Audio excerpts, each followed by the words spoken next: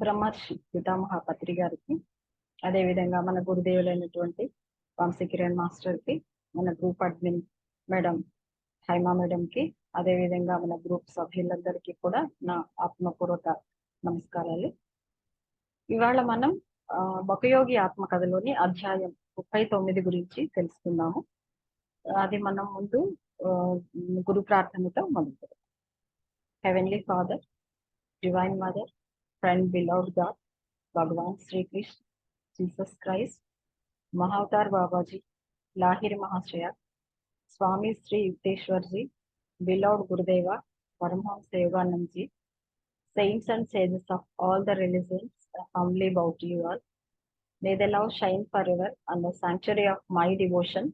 May I be able to awaken thy love in all hearts. Om Shanti Shanti. Friends, ఇవాళ మనము తెలుసుకోబోతున్న chapter ఏంటంటే అధ్యాయం 39.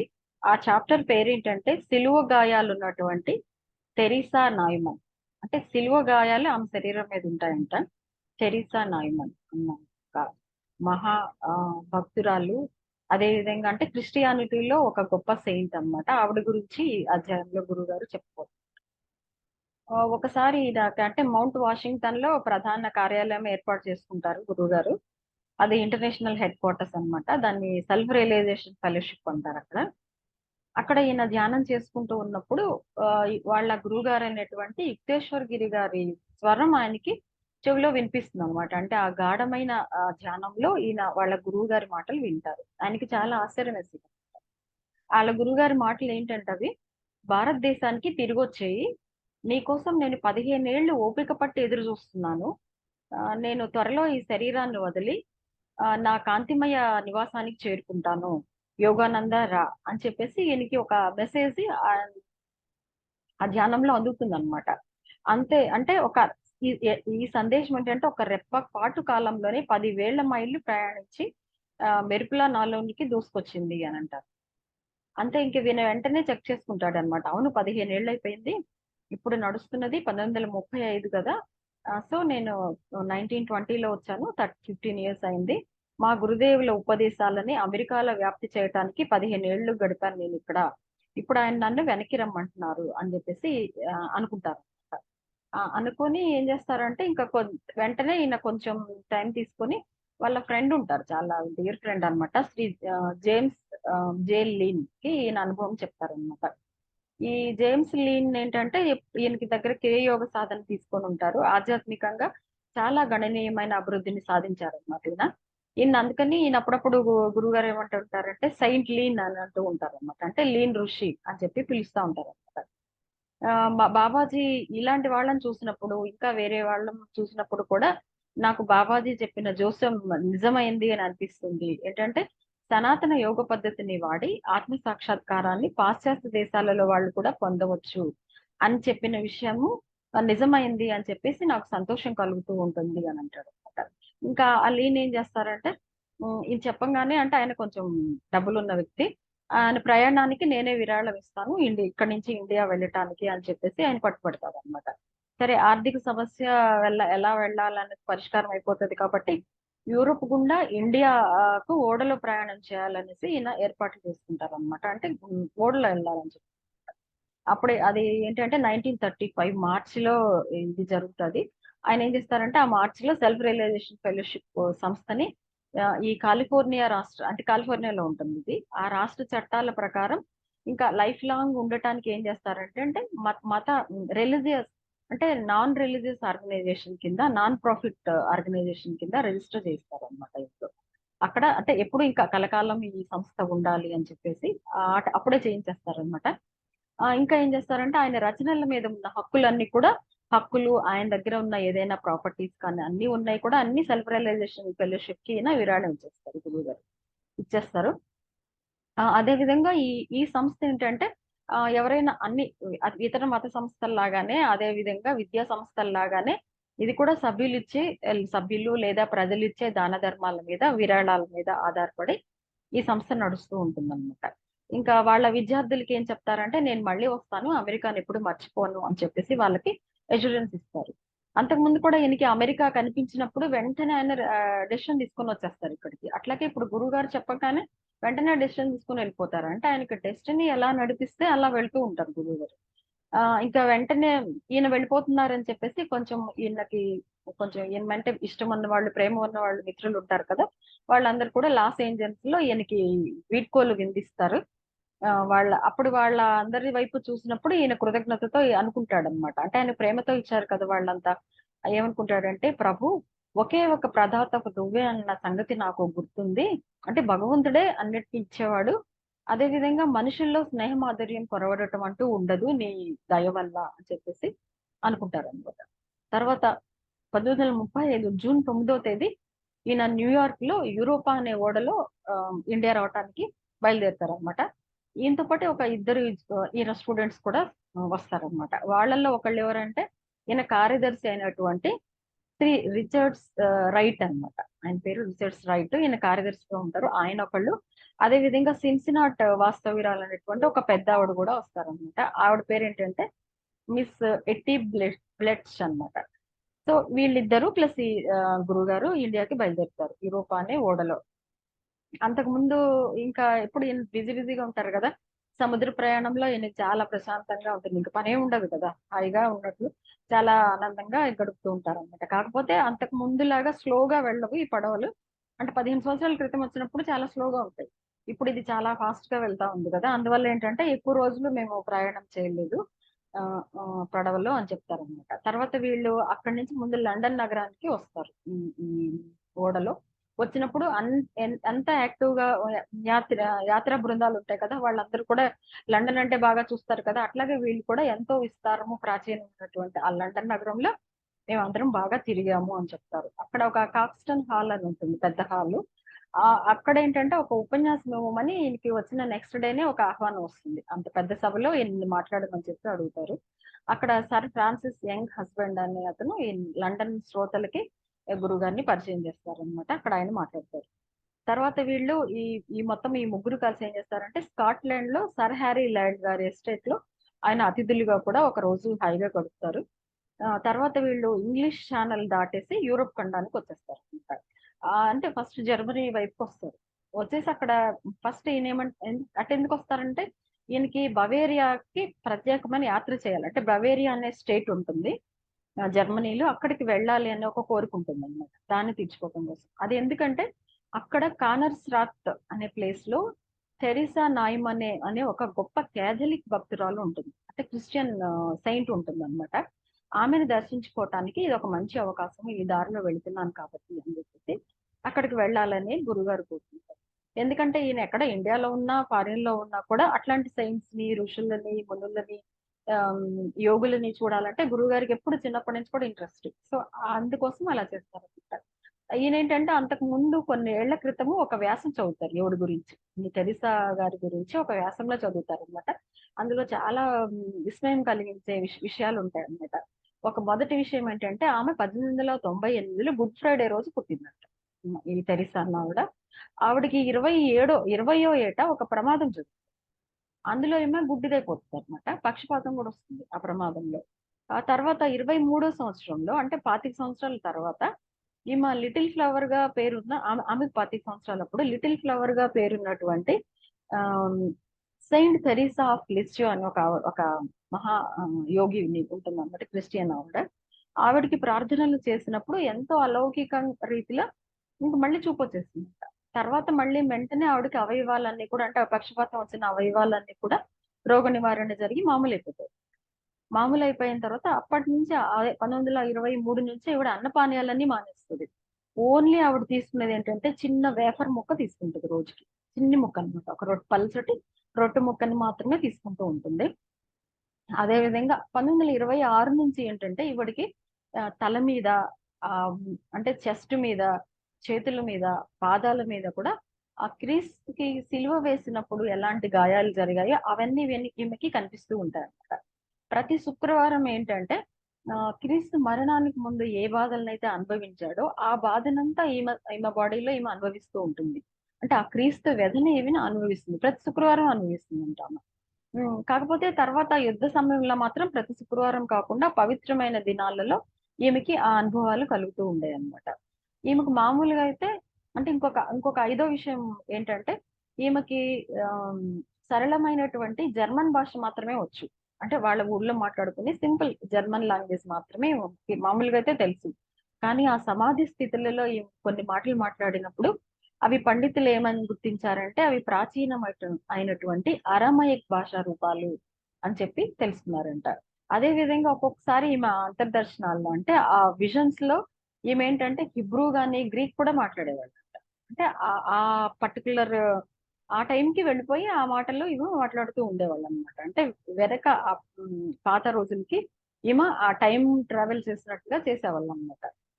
తర్వాత ఏంటంటే ఒక్కొక్కసారి మత ధార్మిక అధికారులు ఉంటారు కదా! క్రిస్టియన్స్ వాళ్ళు కూడా చాలా సార్లు ఈమెని పరీక్షించి ఈమె అన్ని పరీక్షలకి నెగ్గుతుంది. అంటే ఈమెకి నిజంగానే ఇది జరుగుతా ఉంది అని చెప్పేసి వాళ్ళందరూ కూడా ధృవీకరిస్తారనమాట. ఈమేంటంటే క్యాథలిక్ క్రిస్టియను. ఆ క్రిస్టియన్స్‌లో ఏంటంటే క్యాథలిక్‌లు, ప్రొటెస్టెంట్లు అని ఉంటారు. వాళ్ళకెప్పుడు ఏదో గొడవలు జరుగుతూనే ఉంటాయి. అట్లా ప్రొటెస్టెంట్ ఆహ్, అయినటువంటి జర్మన్ వార్తాపత్రిక ఒక సంపాదకుడైన డాక్టర్ ఫ్రిట్జ్ గెర్లిక్ అని ఆయన ఏమనుకుంటాడంటే, ఈ క్యాథలిక్ బండారం నేను బయటపెడతాను అని చెప్పేసి కాన్స్టాకి వెళ్తాడు. కానీ చివరికి ఆయన ఏంటంటే ఎంతో గౌరవ ప్రపత్తులతో ఆమె జీవిత కథను ఒకటి రాశాడంట. అంటే ఈమె జీవితంలో జరుగుతున్నదంటూ అంతా నిజమే అని చెప్పేసి రాశాడనమాట.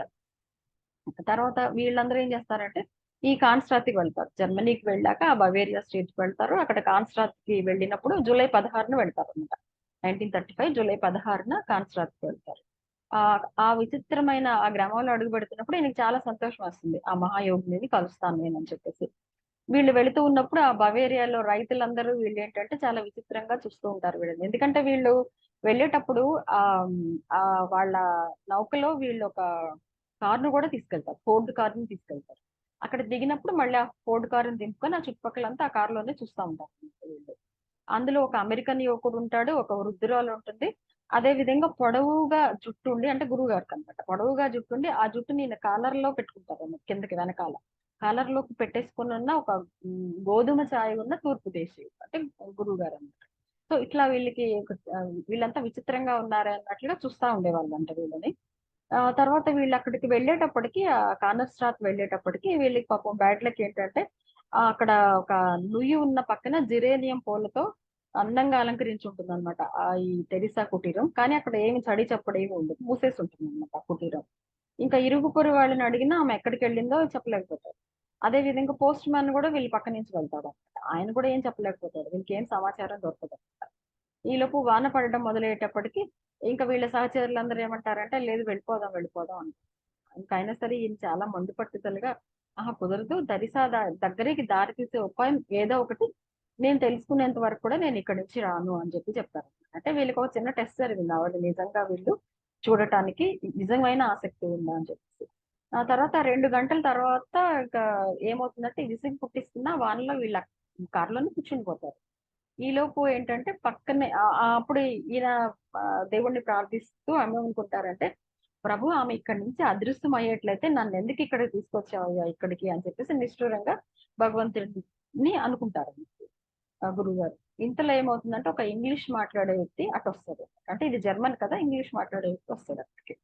వచ్చి నేనేమైనా మీకు సాయం చేయగలనా అని చెప్పేసి ఎంత మర్యాదగా అడిగేసి, వీళ్ళు అడుగుతారు కదా! ఇంకా టెరిసాని గురించి. ఆయనేం చెప్తాడంటే, "టెరిసా ఎక్కడుందో నాకు ఖచ్చితంగా అయితే తెలీదు కానీ, ఆవిడ తరచుగా ఇక్కడికి నేను వెళ్ళే దూరంలో ఉన్నటువంటి ఐక్స్‌టౌన్ యూనివర్సిటీలో విదేశీ భాషలు చెప్పే అంటే ఫారిన్ లాంగ్వేజెస్ చెప్పే ప్రొఫెసర్ ఫ్రాన్స్ ఫుడ్జు వాళ్ళ ఇంటికి వెళ్తూ ఉంటుందావిడ" అని చెప్తారు. సర్లే పోనీలే ఏదో ఒక ఇన్ఫర్మేషన్ దొరికింది గదా! అని చెప్పేసి వీళ్ళు నెక్స్ట్ డేనే ఆ ప్రశాంతమైనటువంటి ఐక్స్‌టాన్ పట్టణానికి వెళ్తారు. ఆ సిటీకి వెళ్తారనమాట. అక్కడ వీళ్ళని డాక్టర్ వుడ్స్ చాలా సాదరంగా పలకరించి ఆహ్వానిస్తాడనమాట. ఇక్కడ చెప్తాడు సరే లేదు అవును తెరిసా ఇక్కడే ఉంది అని చెప్పి నిన్ను చూడటానికి ఎవరో వచ్చారు అని చెప్పేసి ఆమెనికి కబురు పంపిస్తాడు. కబురు కబురు పంపిస్తే ఆ కబురు పంపించిన అతను ఇంకా ఆమె ఇచ్చిన సమాధానంతో తిరిగొస్తాడనమాట. అదేంటంటే నాకు అంటే బిషప్ అనుమతి లేకుండా ఎవరిని చూడకూడదు నేను. కానీ నాకు భారతదేశం నుంచి వచ్చిన భగవద్భక్తుడికి నేను స్వాగతం చెప్తున్నాను అని చెప్పేసి ఆమె తిరిగి సమాధానం పంపిస్తుంది. సరే ఆ మాటలకి ఈయన చాలా గాఢంగా చెల్లించిపోయి అంటే ఈమెకి అనుమతి వెంటనే ఇచ్చేస్తుంది ఆవిడ.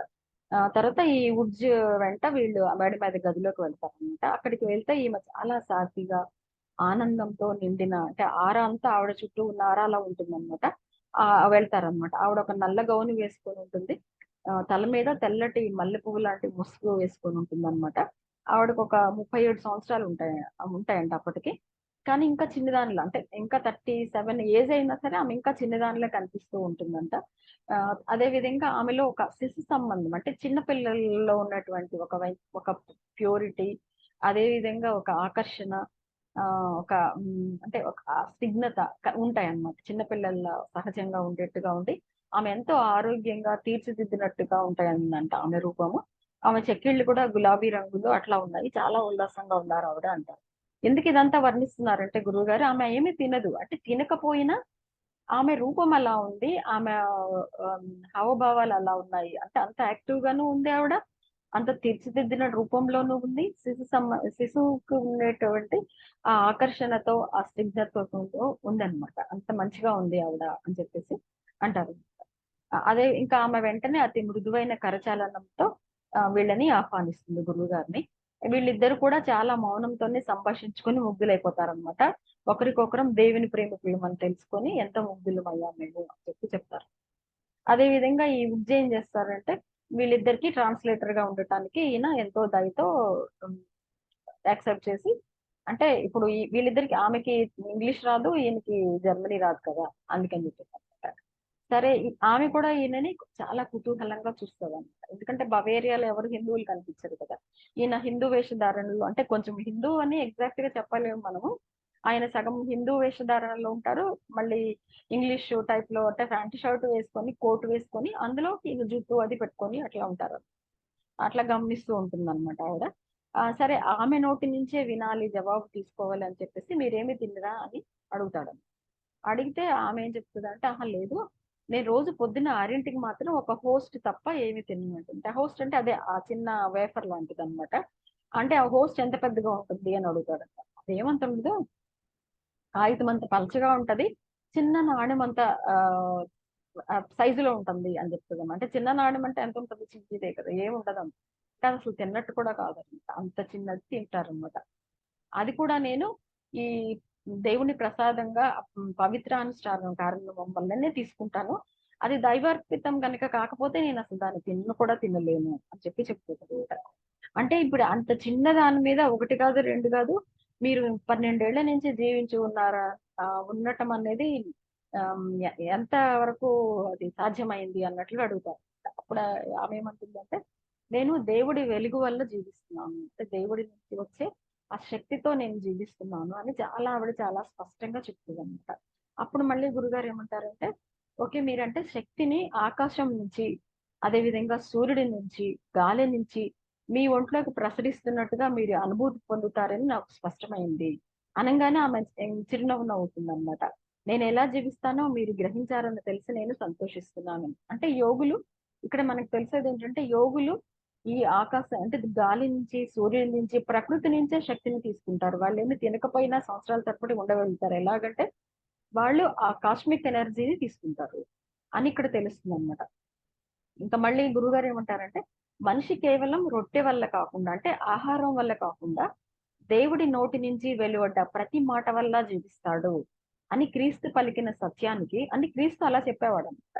ఆ పలికిన విషయాలకి మీ పవిత్ర జీవితం నిత్య ప్రత్యక్ష నిదర్శనము, నిరూపణ అని చెప్తారు అనమాట. అంటే మీ జీవితమే దానికి ఉదాహరణ అని చెప్తే ఆమె ఇంకా మళ్ళీ ఆమె ఆయన ఇట్లా అనేటప్పటికి చాలా హ్యాపీగా అవును నిజమే, అది అది నిజానికి అంతే. ఆ ఈనాడు నేను భూమి మీద ఉన్నానంటే దానికి ఉన్న కారణాలు ఏంటంటే మానవుడు ఆ తిండి వల్లే కాకుండా దేవుడి యొక్క అదృశ్య కాంతి వల్ల బతకగలగడని నిరూపించడానికే నేను ఉన్నాను ఇక్కడ ఇందులో అని చెప్పేసి చెప్తారు. అనగానే అప్పుడు గురుగారు ఏమంటారంటే తిండి లేకుండా బతకటం ఎలాగో మీరు ఇతరులకు నేర్పగలరా అని అడుగుతారు. అంటే ఆమె కొంచెం ఆశ్చర్యంగా ఏంటి ఇలాంటి క్వశ్చన్ వేస్తారు అన్నట్టు చూసి అదైతే నేను చేయలేను, ఎందుకంటే దేవుడు దాన్ని అలా చేయమని చెప్పి ఆశించడు అని చెప్పేసి అంటారు. ఇంతలో ఈయన ఏం చేస్తారంటే గురువుగారు ఆయన చూపు ఆమె చేతులు చాలా బలంగా ఉంటాయి, నాజుగ్గా కూడా ఉంటాయి అన్నమాట. ఆ చేతుల మీదకి ఆయన దృష్టి వెళ్తారు. వెళ్ళేటప్పటికి ఆమె చూపిస్తుంది అనమాట. ఆమె 2 చేతుల వెనకాల కొత్తగా నయమైన గాయాల తాలూకు నలుచదరపు మచ్చలుంటాయి. ఆ మచ్చలు ఎలా ఉంటాయంటే నలుచదరంగా ఉంటాయి. అరచేతిలో ఏంటంటే కొత్తగా నయమైనటువంటి చంద్రవంక ఆకారంలో ఉన్న చిన్న గాయం గూడా ఆవిడ చూపిస్తుంది. అదేంటంటే ఆ గాయం అంటే ఆ గాయం గూడా ఎలా ఉంటుందంటే చేతిలో ఒకవైపు నుంచి ఇంకొక వైపుకి వెళ్ళినట్లుగా ఉంటుందన్నమాట. ఆహ్, ఆ తర్వాత ఏంటంటే అట్లాంటివి అదేంటంటే అవి ఇనుప మేకులు గుచ్చుకున్నప్పుడే వస్తాయన్నమాట. ఇనుప మేకు నలుచదరంగా ఉండి కింద అర్ధచంద్రాకారంగా ఉంటుంది. ఆ మేకుని గుచ్చినప్పుడు ఆ నలుచదరపు గుర్తు ఒకవైపు, ఆ అర్ధచంద్రాకారంది చేతికి అరచేతిలో ఉంటుందన్నమాట ఆవిడకి. సో, అట్లాంటివి యాక్చువల్‌గా ఏంటంటే, ఈ తూర్పు దేశాల్లో ఎక్కువ వాడుకలో ఉంటాయి కానీ, ఈ పడమటి దేశాల్లో ఉండవు. అలాంటి గుర్తు ఆమె చేతిలో ఉన్నట్లుగా అంటే క్రీస్తుకి సిలువ వేసినప్పుడు కొట్టిన ఆ మేకులనమాట. అవి ఈమెకి ఆమె చేతుల్లో ఉంటాయి. ఆమె ఇంకా ఏం చెప్తదంటే, వారం వారం తనకు వచ్చే అనుభవంలోకి వచ్చే సమాధి స్థితుల గురించి కూడా ఈ మహాయోగిని చెప్తుందనమాట. నేను నిస్సహాయురాలిన ప్రేక్షకురాలిగా క్రీస్తు వేదనంతా గమనిస్తూ ఉంటాను. నేనేం చేయలేను. నిస్సహాయురాలిని. ప్రేక్షకురాలిగా మాత్రమే ఆ బాధనంతా నేను గమనిస్తూ, అనుభవిస్తూ ఉంటాను అని చెప్తుందన్నమాట. అది కూడా ఏంటి, ప్రతి వారం గురువారం అర్ధరాత్రి నుంచి అది మొదలవుతుందంట. శుక్రవారం మధ్యాహ్నం 1 వరకు ఆ గాయాలన్నీ విచ్చుకొని పోయి నెత్తురు కారిపోతుంది. ఆ గాయాల నుంచి ఆమెకి. ఆమె బరువేంటంటే ఒక 121 అంటే 121 పౌండ్లు బరువుంటే 10 పౌండ్లు బరువు తగ్గుతుందంట. అదంతా జరిగేటప్పటికి. తర్వాత ఆమె సానుభూతిగా అంటే భగవంతుడి మీద అంత బాధపడ్డాడు యేసుక్రీస్తు అన్న సానుభూతితో, ప్రేమతో బాధపడుతూ ఉన్నా సరే, ఆమెకు ఆ బాధ ఉంటుంది. కానీ వారం వారం కనిపించే ఆ ప్రభువు యొక్క అంతర్దర్శనం అంటే ఆ యేసుక్రీస్తు యొక్క అంతర్దర్శనం కోసం ఆమె ఆనందంగా ఎదురు చూస్తూ ఉంటుందంట. ఆహ్, ఈ ఈ ఈ తెరిసా. ఆ తర్వాత వెంటనే ఇంకా ఈయనకి అర్థమైపోతదనమాట. బైబిల్ కొత్త నిబంధనల్లో గ్రంథస్థమై ఉంటుంది కదా! యేసుక్రీస్తు జీవితము, ఆయన సిలువ వేయటము, అట్లాంటి ఈ చారిత్రక యథార్థాన్ని క్రైస్తవులందరికీ తిరిగి ధృవపరచటానికి, ఆ గురువుకు, భక్తులకు ఉన్న శాశ్వతమైన బంధాన్ని చూపించటానికి, నాటకీయంగా ప్రదర్శించటానికి దేవుడు ఆమె విచిత్ర జీవితాన్ని ఉ ఉ ఉ ఉద్దేశించాడు అని నేను వెంటనే గ్రహించాను. అంటే ఈ క్రీస్తుకి, భక్తులకి ఉండే ఒక ఆహ్, అనుబంధాన్ని నిరూపించటానికి, అదే విధంగా ఆయన జీవితంలో జరిగిన విషయాలన్నీ నిజమే అని ప్రూవ్ చేయటానికి ఈవిడ జీవితము నిర్ధారించబడింది అని నాకు అర్థమైంది అని చెప్పి అంటారు. తర్వాత ఈ ప్రొఫెసర్ వుడ్జ్ ఉన్నారు కదా! ఈమెతో కలిగిన కొన్ని అనుభవాలను కూడా, ఈ సాధ్వితో కలిగిన కొన్ని అనుభవాలను కూడా ఆయన చెప్తారనమాట. వీళ్ళు ఒక్కొక్కసారి ఏం చేసేవాళ్ళంటే, ఈ ప్రొఫెసరు ఇంకా చాలా మంది కలిసేసి, ఈ ప్రకృతి దృశ్యాలు చూడాలి అని జర్మనీలో చాలా రోజులు తిరుగుతూ ఉండేవాళ్ళంట ఒక్కొక్కసారి. తిరుగుతూ ఉన్నప్పుడు ఒక కొట్టొచ్చే భేదం ఏం కనిపిచ్చేదంటే, వీళ్ళందరూ రోజుకి 3 సార్లు భోజనం చేస్తారు. 3 సార్లు భోజనం చేస్తారు. ఈమెకు మాత్రం ఏమీ తెలీదు. అట్లా అంతా తిరుగుతున్నా సరే. అట్లా అని చెప్పేసి ఈమె అలసిపోతారంటే అదేం లేదు. అలసిపోవటం అన్నదే ఏముండదు. అదే విధంగా గులాబీ పువ్వులా ఈమె తాజాగా ఉండేవాళ్ళంట. వీళ్ళందరూ ఏంటి ఆకలితో నకనకలాడుతూ, ఎక్కడ చొరబడ్డానికి దారి పక్కన హోటల్ దొరుకుతుందా అని చూస్తా ఉంటే, ఆమె మాత్రం కులాసాగా నవ్వుతూ వెహికల్‌లో కూర్చునేవాళ్ళనమాట. అంటే ఆమెకసల ఆకలి దప్పులనేవి ఏమీ ఉండేవి కాదు అని చెప్తారు. ఇంకా, ఇంకా కొన్ని ఆసక్తికరమైన విషయాలు ఏం చెప్తారంటే, ఆమె శారీరక విషయాలు. తెరిసా తిండి తినదు గనుక ఆమె పొట్ట అక్కలించుకుపోయి ఉంటుంది. అంటే లోపలికి పోయి ఉంటుంది. ఆమెకైతే మలమూత్ర విసర్జనలు కూడా ఏమి ఉండవు. కాపోతే ఆమె చెమట గ్రంథులు మాత్రం పనిచేస్తూ ఉంటాయి. చర్మం ఎప్పుడూ మృదువుగా ఉంటుంది అని చెప్తారు. సరే ఇంక వీళ్ళు ఆమె దగ్గర సెలవు తీసుకునేటప్పుడు ఈయనకు ఒక కోరిక చెప్తారనమాట. మీరు సమాధి స్థితిలో ఉన్నప్పుడు చూడాలని నాకు కోరికగా ఉంది అని చెప్పేసి. ఆమె ఏమంటుందంటే, సరే వచ్చే శుక్రవారం మీరు కార్నర్ షాప్‌కి రండి. అప్పుడు చూద్దురు గాని అని చెప్తదనమాట. ఇంకా ఆమె ఇంకా సౌహార్దంతో అంటే చాలా ఫ్రెండ్లీగా ఏం చెప్తదంటే, బిషప్ మీకు అనుమతి పత్రం ఇస్తారు. అంటే ఈమెను చూడాలంటే బిషప్ అనుమతి పత్రం ఇవ్వాలి. ఎందుకంటే లేకపోతే అందరూ వచ్చేసి వెల్లవెర్రిగా చూసేసి ఆమెని ఇబ్బంది పెడతారు కదా! అందుకని ఈ చర్చి వాళ్ళేం చేస్తారంటే ఒక పద్ధతి పెడతారు. అక్కడ ఆమెని ఆ రోజు చూడాలంటే ఒక అనుమతి పత్రం అంటూ ఉండాలి. అంటే కొంతమందినైనా వెళ్లి కంట్రోల్ చేయొచ్చు కాబట్టి. అని చెప్తారనమాట. మీరు నా కోసం వెతుక్కుంటూ ఐక్‌స్టాడ్ దాకా వచ్చినందుకు నాకు చాలా సంతోషము అని చెప్పేసి ఆమె గురుగారి చేతుల్ని చాలా సార్లు పట్టుకొని ఊపి వాళ్ళతో పాటే వీధి గుమ్మం దాకా వస్తదనమాట. ఈలోపు ఈ శ్రీ రైట్ కారులో ఉన్న ఒక రేడియో మీటర్ ని నొక్కుతాడనమాట. ఆమె ఆ రేడియోలో పాటలు అవన్నీ కూడా చాలా ఆసక్తిగా గమనిస్తుంది ఆ రేడియోని. ఈలోపు కుర్రవాళ్ళు ఏం చేస్తారంటే ఈమె ఎప్పుడు లోపల ఉంటుంది, బయటికి రాదు కదా, తంబలు తంబలుగా వచ్చేస్తారు. అంటే ఆ కారుని ప్లస్ ఈ శబ్దాలన్నీ వినేసుకుని అనమాట. ఇంకా ఆమె వెంటనే ఇంట్లోకి వెళ్ళిపోయి ఒక కిటికీ దగ్గర నిలబడి తొంగి చూస్తూ వీళ్ళకి చెయ్యి వస్తుంది ఈ తెరిసా. తర్వాత ఏంటంటే నెక్స్ట్ డే వీళ్ళందరూ కూడా వీళ్ళు ఇంకా ఈ తెరిసా సోదరులు ఇద్దరితో మాట్లాడతారు కదా నెక్స్ట్ డే. ఇంకా అంటే వీళ్ళు ఫ్రైడే దాకా ఉండాలి కదా ఆమెను చూడాలి అంటే, అందుకని చెప్పేసి వాళ్ళు ఎంతో దయగల వాళ్ళు, వాళ్ళ సోదరులు ఇద్దరు కలుపుగోలు మనుషులు కూడా. ఆ తర్వాత వాళ్ళ ఈ సంభాషణలో వీళ్ళకి అర్థమైంది ఏంటంటే ఆమె రోజుకి 2 గంటలు మాత్రం, 1-2 గంటలు మాత్రమే నిద్రపోతుందంట. వంటి మీద గాయాలున్నా సరే ఆమె చాలా చాలా చురుకుగా సత్తువుగా ఉంటుంది. ఆమెకు పక్షులంటే చాలా ప్రేమ. అదే విధంగా చేపల పెంపకం తోటి ఒకటి చూసుకుంటూ వాటిని సంరక్షణ చేస్తూ ఉంటుందంట. అదే విధంగా తరచూ తోటలో పనిచేస్తూ ఉంటుందంట.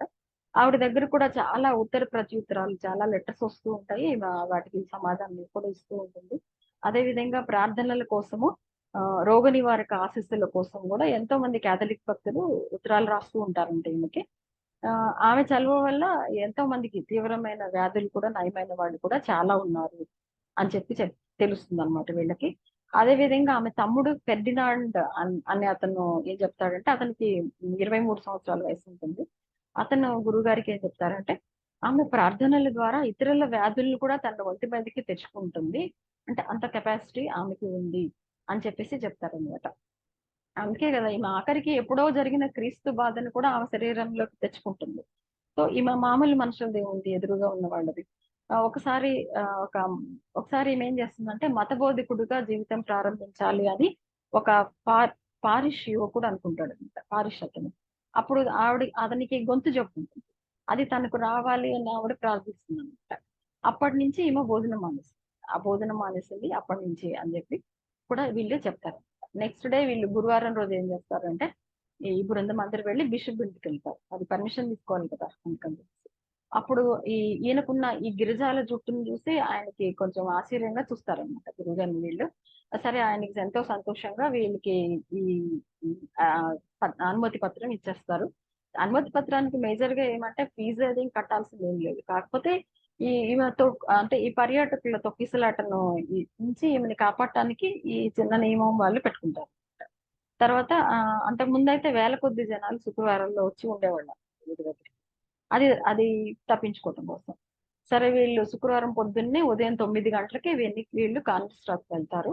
ఆ ఆ, తెరిసా కుటీరంలో ఏంటంటే పైకప్పు గాజు పలకలతో అమర్చబడి ఉంటుంది. అంటే ఈమెకి సమృద్ధిగా వెలుతురు రావాలని ఏర్పాటు చేస్తుంటారు వాళ్ళు.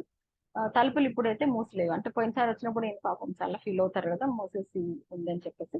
ఇప్పుడైతే తలుపులు మూసలేవు. ఆనందంగా స్వాగతం పలుకుతూ బార్లా తెరుచుకుని ఉన్నందుకు మేము సంతోషించాము. అదే విధంగా వీళ్ళు వెళ్ళేటప్పటికి ఒక 20 మంది సందర్శకులు బారుగా నిలబడి ఉంటారు. ఒక వరుసలో నిలబడి ఉంటారు. ప్రతి ఒక్కరి చేతుల్లో కూడా ఒక అనుమతి పత్రం ఉంటుందన్నమాట. వీళ్ళు కూడా వెళ్ళి వాళ్ళ దగ్గరికి కలుస్తారనమాట. వీళ్ళకి అర్థమైంది ఏంటంటే ఆ అద్భుతమైన సమాధి స్థితిని చూడటానికి చాలా దూరాల నుంచి కూడా అనేక మంది వచ్చున్నారు అని చెప్పేసి తెలుస్తుందన్నమాట. కాకపోతే ఈమె ఫస్ట్ టెస్ట్ లో ఎక్కడ పాస్ అవుతుందంటే గురువు గారికి, ఆయన అక్కడికి వెళ్ళినప్పుడు ఈయన తాత్కాలికమైన కుతూహలంతో రాలేదు, ఆధ్యాత్మికమైన కారణాల వల్లే వచ్చారు అన్న ఈవిడ అండర్స్టాండింగ్ లో ఆమె నెగ్గుతుంది అనమాట. అంటే ఆమె అర్థం చేసుకుంది. సో నా మొదటి పరీక్షలో ఈ తెరిసా గారు నెగ్గారు. ఆ రెండో పరీక్ష ఈయన చేయదలుచుకుంటారు. నిజంగానే ఈమెకి కనిపిస్తుంది అసలు జరుగుతుందా ఇదంతా అని చెప్పి. దానికోసం ఏం చేస్తారంటే ఈయన మేడ మెట్లు ఎక్కి ఆమె గదిలోకి వెళ్తున్నప్పుడు ఏం చేస్తారంటే ఒక యోగ సమాధి స్థితిలోని తెచ్చుకుంటారు. దానివల్ల ఏంటంటే ఆమెతో ఈయన అతీంద్రియ భావగ్రహణ, అంటే ఆమెకున్న భావాలని ఈయన గ్రహించగలరు. దర్శనపరమైన అనుసంధాన స్థితిని, అంటే ఆమె ఏమి చూస్తుందో ఈయన తెలుసుకోగలరు. అంటే ఆమెతో కనెక్ట్ అయిపోయి ఆమె ఏ ఫీలింగ్ వస్తున్నాయి ఆమెకి, అదే విధంగా ఆమె ఏమి చూస్తుంది ఆ ఆ దర్శన స్థితిలో ఆమె అంటే ఆ సమాధి స్థితిలో అన్నది తెలుసుకోగలరు. సరే ఈయన సందర్శకులతో చాలా మంది ఉంటారు ఆ గదిలో కూడా వెళ్తాడు. గదిలోకి వెళ్ళేటప్పటికి ఆమె ఒక తెల్లని దుస్తులు దాని మీద పడుకొని ఉంటుంది పక్క మీద. సరిగ్గా ఈయన వెనకాలేమో శ్రీ రైట్ అంటే వీళ్ళ కార్యదర్శి నిలబడి ఉంటాడు అనమాట. గుమ్మంలోకి వెడికి పెట్టేటప్పటికి చాలా విచిత్రంగా భయంకరంగా ఉంటుంది అనమాట దృశ్యము. దీనికి కొంచెం ఆశ్చర్యంగా ఉంటుందన్నమాట అది. ఏంటంటే ఆమె తెరిసా కనురెప్పల నుంచి నెత్తురు అంగుళ వెడల్పు ధారగా కారుతూ ఉంటుంది. పల్చటి ధారగా కారుతూ ఉంటుంది. ఎడతెరిపి లేకుండా కారుతూ ఉంటుంది. కానీ ఆమె చూపు మాత్రము ఈ జ్ఞాననేత్రం వైపు ఉంటుందన్నమాట. అంటే ఆజ్ఞా చక్రం మీద ఆమె చూపు వెళ్తూ ఉంటుంది. ఆమె తలకు చుట్టూ ఒక గుడ్డ కట్టేసుంటారనమాట. అప్పుడు క్రీస్తుకైతే ముళ్ళ కిరీటం తాలూకు గాయాల నుంచి నెత్తురొస్తుంది కదా! ఆ నెత్తుడితో ఆమె తల తడిచి ఉంటుందనమాట. గుండెల మీద ఉన్న తెల్లటి వస్త్రం కూడా ఒక నెత్తుటి మరకై ఉంటుంది. ఎందుకంటే అనేక యుగాల క్రితం సైనికుడు చాలా అవమానిస్తూ క్రీస్తుని అక్కడ పొడుస్తాడనమాట చివరిసారిగా. సో, ఆ గాయం అన్నమాట అది. ఆ గాయం నుంచి రక్తం వస్తూ ఉంటుంది. ఈమెడ చేతులేంటంటే మాతృవాత్సల్యం చిన్న పిల్లల్ని పిలిచేటప్పుడు తల్లి 2 చేతులతో పిలుస్తుంది కదా! అట్లా మాతృవాత్సల్యంతోను ప్రార్థన పూర్వకంగా అంటే ప్రార్థన చేసేటప్పుడు కూడా 2 చేతులు పెడతారు. సో, అట్లా ఆమె చేతులు చాపి ఉన్నాయంట చేతులు. కాపోతే ఆమె ముఖం ఎట్లా ఉంటుందంటే వ్యధగా అంటే బాధని భరిస్తున్నట్లుగాను ఉంటుంది. కానీ దివ్యంగా కూడా ఉందంట ఆమె ముఖము. ఆమె చిక్కిపోయినట్లుగా అంటే మరి బ్లడ్ కారుతూ ఉంది కదా! చిక్కిపోయినట్లుగా ఉంది. లోపల బయట కూడా అనేక రకాలుగా సూక్ష్మంగా మారినట్టుగా ఉందంట ఆవిడ. ఆ టైంలో ఆమె ఏంటంటే విదేశీ భాషలు అంటే ఆమెకు తెలిసింది జర్మనీనే. కానీ వేరే ఏదో భాషల్లో ఆమె తన దర్శనంలో కనిపిస్తున్న వ్యక్తులతో కొద్దిగా వణుకుతున్న పెదవులతో మాట్లాడుతూ ఉందన్నమాట. సరే ఈయన ఆమెతో అనుసంధానమై ఉన్నారు కదా! ఆమె అంతర్దర్శనాలలో ఏ దృశ్యాన్ని చూస్తుందో చూడగలరు. సరే ఈయన అప్పుడు చూడటం మొదలుపెడతారనమాట. చూడటం మొదలుపెడితే ఈయనకేం కనిపిస్తుందంట అందులో, అక్కడ అపహాస్యం చేస్తూ జనసమూహాలుంటాయి. మధ్యలోంచి క్రీస్తు ఆ సిలువని మోస్తూ వెళుతూ ఉంటారు. వెళుతూ ఉన్నప్పుడు ఈమె గాబరాగా తల ఎత్తుతుంది. అప్పుడు ఆ సిలువ భారం కింద క్రీస్తు పడిపోతాడు. ఆ పడిపోయిన దృశ్యం ఈమె కనిపిస్తూ ఉంటుందన్నమాట. వెంటనే ఆమెకి ఆ అంతర్దృశ్యం అదృశ్యమైపోతది. అప్పుడు ఈమె గుండె తరుక్కుపోయే జాలితో ఒక్కసారి బరువుగా తలగడ మీద వాలిపోతుంది. అంటే తల పైకెత్తి తలగడ మీద వాలిపోతుందన్నమాట. ఆ టైంలో ఈయనకి సరిగ్గా వెనకాల ఏంటంటే ధబేల్ అని శబ్దం వస్తది. పెద్ద శబ్దం వస్తది. ఆయన ఒక క్షణం తల తిప్పి చూస్తాడు గానీ, ఈయనకి అప్పటికి ఇంకా ఈయన ఆ సమాధి స్థితిలో ఉంటారు గురువుగారు. ఆయనకి అర్థమైందేంటంటే అట్లాంటి టైంలో ఎవరో ఒకళ్ళు పడిపోయారు. ఒక ఇద్దరు మనుషులు సాయం పట్టి తీసుకెళ్తున్నారు. అంతే. అంతవరకు ఈయన చూస్తారనమాట. ఆ వ్యక్తి పడిపోయిన వ్యక్తి ఎవరో చూడరు. తర్వాత మళ్ళీ ఈయన కళ్ళేంటంటే తెరిసాని చూడటం మొదలుపెడతాయి. మొదలుపెట్టేటప్పటికి ఆ నెత్తురు వాగులు అట్లా కారుతూ ఉంటాయి కదా! అవి ఇప్పుడు తగ్గుతాయి. అంటే ఆ కారినప్పుడు ఆవిడ మొహం ఎలా ఉంటుందంటే, చనిపోయే చావు దగ్గరికొచ్చినప్పుడు మొహం ఎలా పాలిపోయినట్టుగా పాలిపోయి ఉంటుంది. ఇప్పుడేంటంటే కొంచెం అది రికవర్ అయిపోయి, పరిశుద్ధంగాను, పవిత్రంగాను, ప్రశాంతంగాను ఉన్నట్లుగా ఉంటుందన్నమాట ఆమె మొత్తము. తర్వాత వెనకాల చూస్తే ఆ రైట్ నిలబడుంటాడు. ఆయన చెంపకు చెయ్యి ఆంచుకుంటాడన్నమాట. చెంప నుంచి రక్తం కారుతూ ఉంటుంది. "ఏంటి డిక్ నువ్వు పడిపోయావా నువ్వు?" అని అంత ఆదుర్దాగా అడుగుతాడన్నమాట. "అవునండి. ఆ భయంకర దృశ్యం చూసి నేను మూర్ఛపోయాను" అని చెప్పేసి చెప్తాడన్నమాట. సరే బావుంది గానీ మళ్ళీ తిరిగొచ్చి ఆ దృశ్యాన్ని చూసే ధైర్యం నీకు ఎలా వచ్చింది అని చెప్పేసి ఓదారుస్తారు. సరే వీళ్ళు అదంతా అయిపోయాక ఓర్పుగా ఉన్న ఆ యాత్రికుల బారుని చూసుకుంటూ ఈళ్ళిద్దరు మౌనంగా ఆ తెరిసాకి వీడ్కోలు చెప్పి, ఆ పవిత్రమైన సన్నిధి నుంచి వీళ్ళు బయటకొచ్చేస్తారు. బయటకొచ్చేసి ఆ మర్నాడు వీళ్ళు దక్షిణ దిశగా వెళ్తారనమాట. అంటే వీళ్ళకి ఇంకా రైలు బళ్ళ మీద ఆధారపడకుండా పల్లెల్లో ఎక్కడ కావాలంటే అక్కడ మా ఫోర్డ్ కారుని అప్పగలిగినందుకు వీళ్ళు చాలా సంతోషంగా ఉంటుందన్నమాట. ఆ రోజుల్లో మరి కారేసుకొని వెళ్తారు. అక్కడ వీళ్ళు జర్మనీ, అదే విధంగా హాలండ్, ఫ్రాన్స్, స్విస్ ఆల్ప్స్ పర్వతాలు అలా వాటి గుండా వీళ్ళు యాత్రను సాగిస్తూ వెళ్తారనమాట. వాళ్ళకి ప్రతి క్షణం కూడా ఎంతో ఆనందంగా ఉంటుందంట. అంటే ఎన్నో మనోహర దృశ్యాలను చూసుకుంటూ వీళ్ళు వెళుతూ ఉంటారు. ఇటలీలో అయితే అసిసి అనేకి ప్రత్యేకంగా ప్రయాణం పెట్టుకుంటారు. అక్కడేంటంటే వినయ స్వరూపుడైనటువంటి సెయింట్ ఫ్రాన్సిస్ గౌరవార్థం ఈ అసిసిని వీళ్ళు దర్శిస్తారనమాట. ఆ తర్వాత అక్కడ వీళ్ళు గ్రీస్‌తో ఇలా యూరోప్ పర్యటన ముగుస్తుంది. గ్రీస్ చూసిన తర్వాత వీళ్ళ యూరోప్ పర్యటన ముగుస్తుంది. తర్వాత వీళ్ళక్కడ ఇంకేం చూస్తారంటే ఎథీనియన్ దేవాలయాలను కూడా సందర్శించారంట అక్కడ. అదే విధంగా సాధు సత్తముడైనటువంటి సోక్రటీస్. అంటే సోక్రటీస్ అంటే ఒక ఫిలాసఫర్ ఉంటారు కదా! ఆయన ప్రాణం తీసే విషం తాగిన ప్లేస్ అన్నమాట అది. ఖైదు చేసిన ఆ జైలు ప్లేస్‌ని కూడా వీళ్ళు చూస్తారు.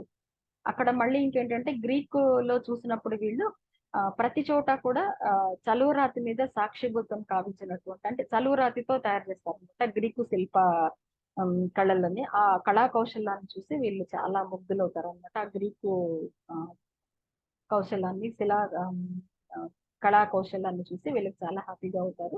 సరే ఆ గ్రీసులో అయిపోయాక ఉజ్వల సూర్యకాంతితో ఆ, ఉన్నటువంటి మధ్యధరా సముద్రంలో ఓడ మీద మళ్ళీ ప్రయాణం చేస్తారు. అక్కడంతా వీళ్ళు కారులో తిరుగుతారు. తర్వాత ఓడ మీద మధ్యధరా సముద్రంలో వీళ్ళు ప్రయాణం చేసి పాలస్తీనాలో దిగుతారు అనమాట. పాలస్తీనా అన్నది ఏంటి, క్రీస్తు పుట్టి పెరిగి అంతా జరిగిన ప్లేస్ అన్నమాట. సో ఆ పవిత్ర భూమిలో రోజుల తరబడి తిరుగుతూ నా యాత్రకున్న విలువని నేను బాగా తెలుసుకున్నాను. అంటే ఇక్కడికి వచ్చినప్పుడు ఆయనకు అర్థమవుతుంది అనమాట. అంటే ఇక్కడ నా యాత్రకి ఈ విలువ ఏంటి, ఇక్కడికి రావటం వెనకాల అని చెప్పేసి. ఎందుకంటే సున్నితమైన మనసులకి, అంటే స్పందించే మనసు కనుక ఉన్న వాళ్ళకి ఏంటంటే ఈ క్రీస్తు మహిమ పాలస్తీనా అంతటా వ్యాపించి ఉందని తెలుస్తుంది అని చెప్తారనమాట. అక్కడే బెత్లెహేంలోను, గెత్సెమన్లోను, కాల్వరిలోను, పవిత్ర మౌంట్ ఆఫ్ ఆలివ్స్ దగ్గర, జోర్దాన్ నదీ తీరంలో, గలీలీ సముద్ర తటంలో, ఇవన్నీ కూడా ఈ క్రీస్తు జీవితంలో ముడిపడి ఉన్న స్థలాలు అన్నమాట. ఆయన బెత్లెహేం అంటే పుట్టిన ప్లేస్ అనుకుంటాను. పుట్టినది, కల్వరి అంటే ఆయన సమాధి చేసిన ప్లేస్, ఈ మౌంట్ ఆఫ్ ఆలివ్స్ ఆయన సిలువ వేసినది, అవన్నీ ప్లేస్లు అన్నమాట. అక్కడే ఈయనకేంటంటే అక్కడ ఆయన ఆయన ప్రజెన్స్ ని ఈయన ఫీల్ అవ్వగలుగుతారు అనమాట. నేను ఆయన పక్కనే నడిచాను అని చెప్తారు. ఈ ప్లేస్లు అన్ని తిరిగినప్పుడు నేను ఆయన పక్కనే నడిచాను అని చెప్తారు అనమాట. అదే విధంగా వీళ్ళు బర్త్ మాంజర్ అంటే పుట్టుగోళం, అంటే ఆ పుట్టిన ప్లేసు, ఏసేపు వడ్రంగం కొట్టు, లాజర్ గోరి, మార్తా మేరీల ఇల్లు అంటే మేరీ వాళ్ళ ఇల్లు, అదే విధంగా కడపటి రాత్రి విందు జరిగిన హాల్ కూడా వీళ్ళు చూస్తారన్నమాట. అంటే లాస్ట్ సప్పర్ అంటారు. దాని తర్వాత ఆ క్రీస్తుని వాళ్ళు పట్టుకుంటారు, తర్వాత ఆయనను సిలువ వేస్తారు, చనిపోతారు. ఆ ప్లేస్ అన్ని కూడా వీళ్ళు చూస్తారన్నమాట. అంటే అలా చూస్తున్నప్పుడు ఏంటంటే పురాతనమైనటువంటి చరిత్ర మా కళ్ళ ముందు కనిపించింది అంటారు. దృశ్యం తర్వాత దృశ్యం, అంటే ఒక దృశ్యం తర్వాత ఒక దృశ్యం లాగా యుగాంతరాలు దర్శించడం కోసం ఒకప్పుడు క్రీస్తు ప్రదర్శించిన దివ్య నాటకాన్ని నేను దర్శించాను, ఆ క్రీస్తు చూపిన దివ్య నాటకాన్ని ఆ పాలస్తీనా ప్లేస్ లో నేను చూశాను అని చెప్పేసి గురుగారు చెప్తారు. తర్వాత ఈయన ఏం చేస్తారంటే ఈజిప్ట్కి వెళ్తారు. అక్కడ కైరోలో పురాతనమైనటువంటి పిరమిడ్స్ ఉంటాయి కదా, ఆ పిరమిడ్లను కూడా ఈయన చూస్తారనమాట. తర్వాత వాళ్ళ ఓడలో మళ్ళీ ఇంకా ఓడలో ఎక్కడికి వెళ్తారంటే దీర్ఘమైన ఎర్ర సముద్రం అంటే రెడ్ సీకి దిగువకు వస్తారు. ఆ తర్వాత అక్కడి నుంచి అరేబియన్ సీ కనెక్ట్ అవుతుంది అనమాట. అక్కడి నుంచి అరేబియా సముద్రానికి ఆవలికి ప్రయాణం చేస్తారు. ఆ ఆవలికి ప్రయాణం చేస్తే వచ్చేది ఏంటి, భారతదేశం అన్నమాట. అప్పుడు ఇంకా చివరికి అదిగో భారతదేశం అని చెప్పేసి ఈ చాప్టర్ ని గురువు గారు ముగించారు అనమాట. ఈ చాప్టర్ లో మనకి ఏంటంటే గురుగారు అంటే ఎట్లాగా మనం అంటే డీప్ మెడిటేటివ్ స్టేజ్ లో మెసేజ్లు ఎలా తీసుకోవచ్చు మనకు అర్థమవుతుంది. ఆయన అంత డీప్ మెడిటేటివ్ స్టేజ్ లో వాళ్ళు గురువు గారు చెప్పిన మెసేజ్ చూడండి. మనకైతే మామూలుగా ఫోన్లు కావాలి, లెటర్లు కావాలి, అవి అన్ని కావాలి. కానీ ఆయనకి ఏం అక్కర్లా, డీప్ మెడిటేటివ్ స్టేట్ లో ఒక్క సెకండ్ లో వాళ్ళు ఇచ్చిన గురువు గారి సందేశాన్ని తీసుకున్నారు. తీసుకొని వెంటనే యాక్షన్ లో కూడా వెళ్ళిపోయారు. వెళ్ళిపోయేటప్పుడు దారిలో ఒక గొప్ప గొప్ప వీళ్ళని కూడా చూస్తూ వచ్చారు. ఆమెను చూడండి, ఆమె అంటే ఒక ప్రార్థనకి ఎంత శక్తి ఉంటుందో అదే విధంగా ఈ కాస్మిక్ ఎనర్జీని తీసుకుంటే అసలు ఫుడ్ కూడా తినకుండా ఉండొచ్చు అన్న ఒక సత్యాన్ని ఆమె చెప్పగలుగుతుంది. సరే అదే విధంగా మనము భూత భవిష్యత్ వర్తమాన కాలాలలో ఎక్కడైనా కనెక్ట్ అవ్వచ్చు. అంటే ఆ, ఏ కాలం అన్నది ఇక్కడ ఏమీ ఉండదు. కాలము రిలేటివ్ అన్నట్లు అనుకుంటారు, కానీ అలాంటిది కాలాతీత వ్యవస్థ. కాలాతీత స్థితికి ఆమె వెళ్ళిపోయి క్రిస్టియన్ కూడా చేసుకోగలుగుతుంది. అంత పవిత్రమైన ఆ, ఉండగలుగుతుంది ఆమె. ఫస్ట్ చూడండి, ఫస్ట్ ఏంటి, కొద్ది రోజులు ఆమె అనుభవిస్తుంది, ఆమె కర్మని అనుభవించి ఆమె పక్షవాతాన్ని అనుభవిస్తుంది, దృష్టిని లేకపోవటాన్ని కూడా అనుభవిస్తుంది. తర్వాత ఒక మహా యోగిని వల్ల ఆమె మళ్ళీ ప్రార్థనతో ఆమె మళ్ళీ మామూలు అవుతుంది. ఆమె పోగానే ఆ ప్యూరిటీలో ఈమె క్రిస్టితో కూడా కనెక్ట్ అవ్వగలుగుతుంది. అంత గొప్ప స్థితికి వెళ్తుంది. అదే విధంగా మనం యోగ స్థితిలో ఉన్నప్పుడు సందేశాలను తీసుకోవటమే కాదు, ఎదుటి వ్యక్తుల్లో ఉన్న దృశ్యాలని, భావాలని కూడా, వాళ్ళ ఆలోచనలను కూడా గ్రహించవచ్చు అని చెప్పేసి గురువు గారు చేసిన ప్రయోగంతో ఇక్కడ అర్థం అవుతుంది. ఆయన ఆమెతో కనెక్ట్ అవుతారు కదా. సో అది నిజము అని చెప్పి కూడా చెప్తారు. తర్వాత మనం ఏదైనా ఒక ప్రదేశానికి వెళ్ళినప్పుడు ఆ ప్రదేశంలో ఉన్నటువంటి ఆ యోగులని కానీ శక్తిని కానీ మనం కనెక్ట్ అవ్వాలి అని చెప్పేసి ఆయన పాలస్తీనాలో వెళ్ళినా ఎక్కడికి వెళ్ళినా కనెక్ట్ అవుతూ ఉంటారు, క్రీస్తుతో కనెక్ట్ అవుతారు. ఆ క్రీస్తు యొక్క జీవితంలో ఉన్న ఘటనలతో కనెక్ట్ అయ్యి అన్ని చూస్తారు.